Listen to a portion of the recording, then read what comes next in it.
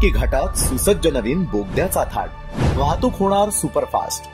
खंबाटकी घाट हा महाराष्ट्र भारतातील राष्ट्रीय महामार्ग 48 मधील पुणे कोल्हापूर विभागावरील एक पर्वतीय खिंड आहे। हा घाट सह्याद्रीच्या पर्वत रांगांमध्ये असून नयनरम्य पर्वत चित्र आणि आल्हाददायक हवामान आहे।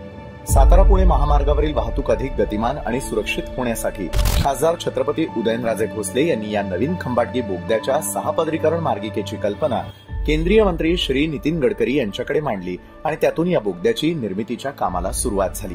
खंडाळ्याच्या जवळ असलेल्या हरेश्वर डोंगर रांगांमध्ये असणारा खंबाटकी घाट हा दळणवळणाच्या दृष्टीने महत्वाचा मानला जातो। मात्र आधुनिक युगात देशातील दळणवळण हे गतिमान झालं आणि त्यामुळे खंबाटकी घाटातील प्रवास अधिक गतीने आणि सुरक्षित होण्यासाठी नवीन बोगद्याचा प्रकल्प हाती घेण्यात आला।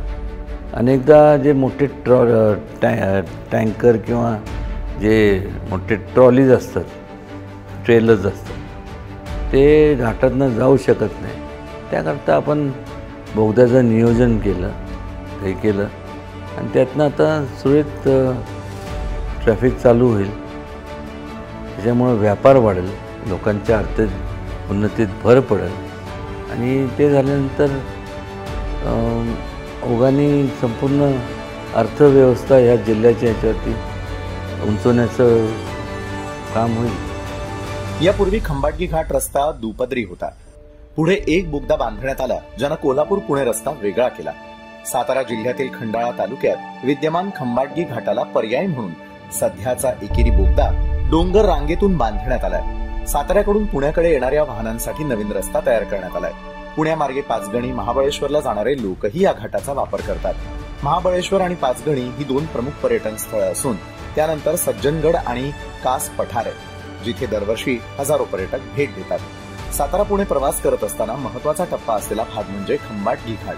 प्रवाशांना जिथून येता जाता मोठी कसरत करावी लागते। एखाद्या वेळेस अवजड वाहन मध्येच अडकलं तर चालकाला मोठी कसरत करावी लागते। त्यामुळे खंबाटकी घाट अनेकांच्या चांगला लक्षात राहतो। त्याचबरोबर खंबाटकी घाट एकदा पार झाला की अनेक जण निश्वास सोडतात, अशी सध्या परिस्थिती आहे। खंबाटकी घाटातून दररोज जवळजवळ 55 ते 60 हजार वाहनं धावतात। यासाठी किमान 45 मिनिटं लागतात। अनेकदा इथे वाहतूक कोंडीचा सामना करावा लागतो।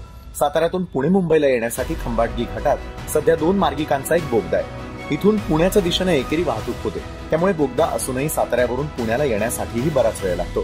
या सर्व बाबी लक्षात घेऊन खासदार उदयनराजे भोसले यांच्या पाठपुराव्यानं NHAIनं खंबाटकी घाट इथे पोहोच मार्गासह दुहेरी बोगदा प्रकल्प हाती घेतलाय। 6.46 किलोमीटरच्या या प्रकल्पाच्या कामाला 28 फेब्रुवारी 2018 मध्ये सुरुवात झाली। 926 कोटी रुपये असा खर्च असलेला हा प्रकल्प पुणे सातारा महामार्गावरील वेळ इथून सुरू होतो आणि खंडाळा इथे येऊन संपतो। प्रत्येकी 3 मार्गिकेच्या या बोगद्यांची रुंदी 16.16 मीटर असून उंची 9.31 मीटर आहे। वाहन चालक प्रवाशांचा प्रवास सुरक्षित व्हावा यासाठी या प्रकल्पामध्ये आवश्यक त्या सर्व सुविधा विकसित करण्यात येत आहेत। राजकारणाच्या पलीकडे जाऊन विकास कामं करण्यावर उदयनराजे महाराजांचा नेहमीच भर असतो।